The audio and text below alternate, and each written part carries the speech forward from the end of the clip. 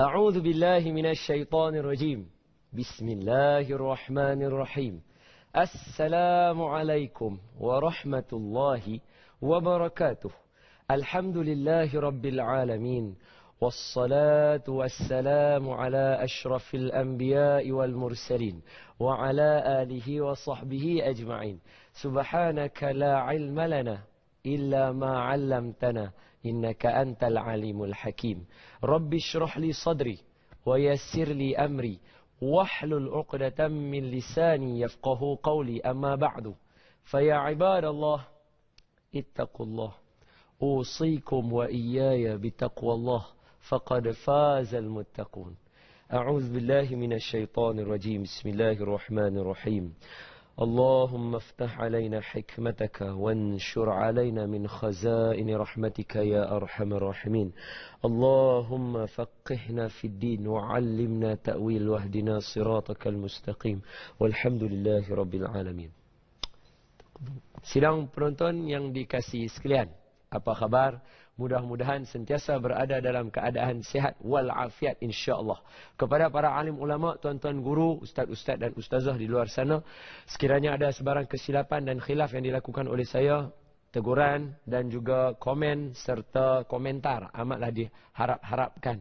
Mudah-mudahan dengan cara ini akan dapat memberikan penambahbaikan yang paling penting, dapat membawa kita semua ke jalan yang benar seperti mana yang diinginkan oleh para ulama, seperti mana mereka mengajar kita dan kita mengajar kepada diri kita dan juga generasi seterusnya insya-Allah. Berkaitan dengan rukun yang kedua, yang pada asalnya kalau kita buka dalam setengah kitab ada yang mengatakan rukun yang ketiga, dalam setengah kitab mengatakan rukun yang pertama. Jadi kalau saya ni ustaz, budak tulis rukun pertama berdiri, rukun kedua niat, rukun ketiga takbir. Ada pula budak lain tulis rukun pertama niat, rukun kedua takbir, rukun ketiga berdiri. Ada pula budak lain yang tulis rukun pertama niat, rukun kedua berdiri, rukun ketiga takbir. Semua saya write dapat A belakang. Okey, boleh faham Okey, yang tu sebab ada beberapa pandangan ulama dengan kepentingan yang tertentu, tetapi semuanya tidak bercanggah mengatakan berdiri adalah rukun di dalam salat bagi sembahyang fardu. Bagi sembahyang fardu. Habis, bagaimana dengan sembahyang sunat? Seperti mana yang dinukilkan oleh muallif, iaitu pengarang kitab yang kita gunakan sebagai kitab rujukan kita, Muniyah Al-Musalli, kata Syekh Duk Fatani, berdiri di dalam salat fardu adalah rukun kepada sembahyang itu. Makna kata satu orang kalau dia nak sembahyang fardu yang 5 rakaat pula, 5 waktu itu daripada Zuhur, Asar, Maghrib, Isyak dan juga Subuh, maka bagi yang mampu mesti kena berdiri. Siapa yang tidak berdiri sedangkan dia mampu, maka dia telah menolak satu rukun. Maka bila tolak satu rukun tak buat, maka gugurlah solatnya. Maknanya solat dia batal. Solat dia batal. Batal. Dia kata batal. Ya, batal. Tak kira tak sembahyang. Tak sembahyang. Boleh. Canggih. Fakta kes yang pertama.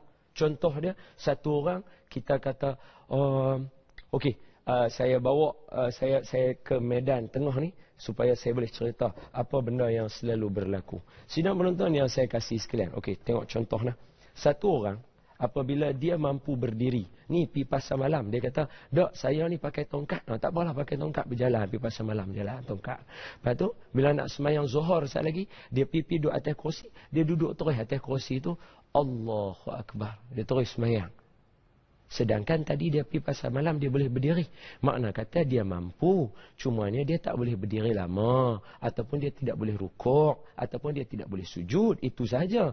Tapi dia boleh berjalan. Boleh berdiri tak? Boleh. Boleh berdiri tak pakcik? Boleh. Tak boleh. Sebab apa? Sakit. Tu pakcik jalan supermarket boleh? Taklah, jalan sat saja. Supermarket boleh lah. Masjid tak boleh. Oi, tak boleh pula masjid. Tak boleh lah lagu tu. Pakcik boleh berdiri tak? Boleh tak? Tak boleh. Saya tak boleh berdiri lama. Tak boleh berdiri sat tak?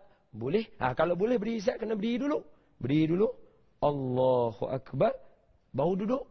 Yang tu kaedah dia. Yang ni banyak sangat kita melakukan kesilapan di masjid-masjid. Kalau kita pergi tengok, dia tu duduk dah. Kita ni tengok, Allah kesianlah pakcik ni duduk. Kesianlah pakcik ni duduk tu Ustaz. Saya nak bawa kerusi mai, senang sikit saya nak berlakon. Saya ambil kerusi Ustaz, senang saya berlakon. Biasa kita bagi luah dekat sini sikit. Mai ni. Tengok ni, sidang penonton yang saya kasih sekalian. Ni. Tapi kat kerusi ni cantik tak ada lah kat masjid. Kalau ada ni habis lagi umur lari.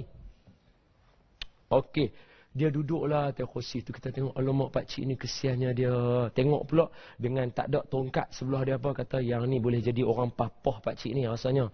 Tak dia atas kerusi, dia pun duduklah. Tunggu orang komat-komat tu. Allahu Akbar, dia pun semayang. Habis-habis dia bagi salam tu. Assalamualaikum. Kita pun tengok dia. Ya Allah pakcik ni sambil dalam keadaan duduk pun semangat semayang. Tengok-tengok sekali dia bangun. Dia angkat kerusi, dia pergi susun kerusi. Lah, yang dia duduk tadi tu pasal apa? Bukan dia tak berdaya, saya boleh susun kerusi lagi. Dia boleh susun kerusi lagi. Makna kata dia mampu berdiri. Cumanya dia tak boleh berdiri lama. Kalau dia berdiri lama tu lagi dia jadi lagu macam nak terberapa jatuh tu.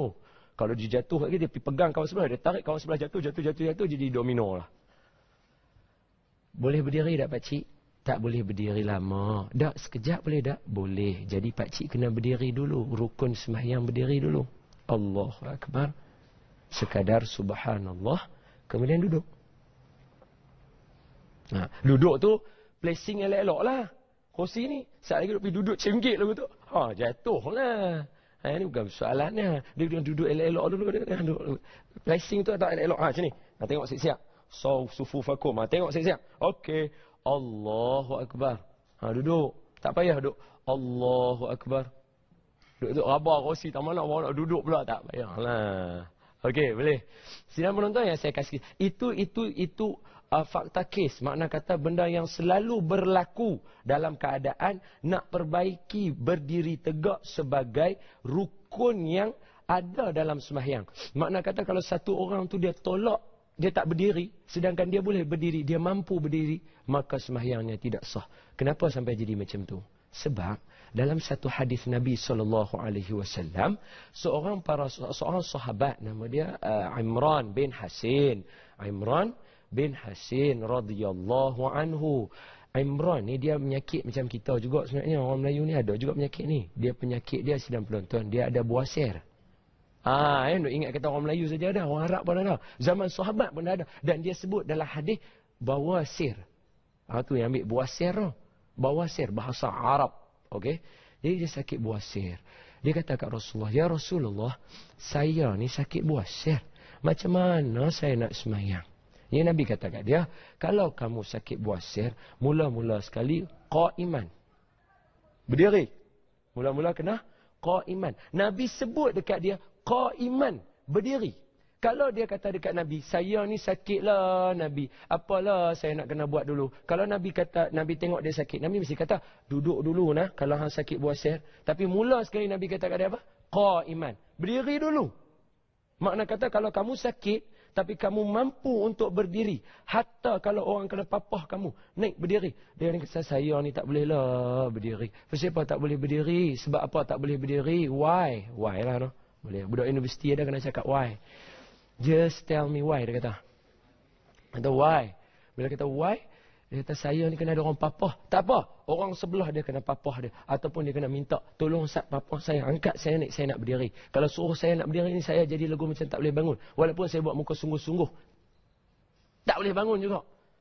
Kena orang tolong. Kalau macam tu, orang kena angkat dia. Angkat dia, dia berdiri. Orang tak mau angkat.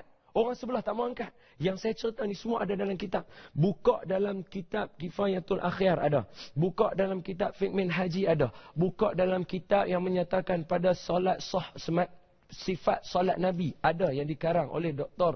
Allahumma salli ala Sayyidina Muhammad, Dr. Hasan Ali As-Sagaf ada.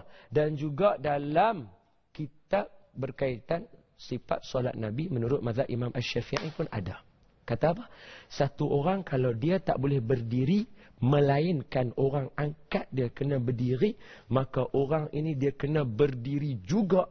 Walaupun orang sebelah tu kata, tak mau angkat pakcik, melainkan pakcik bayar saya. Pakcik nak bayar berapa kalau saya nak angkat? Dia kata, tolonglah angkat saya, tolonglah saya nak berdiri. Pakcik nak bayar berapa? Nak angkat, tak mau. Bayar berapa? Pakcik nak bayar. Dia kalau dia buat macam tu, pakcik tu mesti kena bayar dekat dia. RM10 boleh tak sekali angkat? Dia kata, okey. So dia kena ambil RM10, bayar kawan yang angkat. Mesti. Mesti. Sidang penonton yang saya kasih sekalian. Nampak tak betapa penting dan besarnya benda yang berkaitan dengan berdiri di dalam solat sebagai rukun solat yang penting. Mesti berdiri.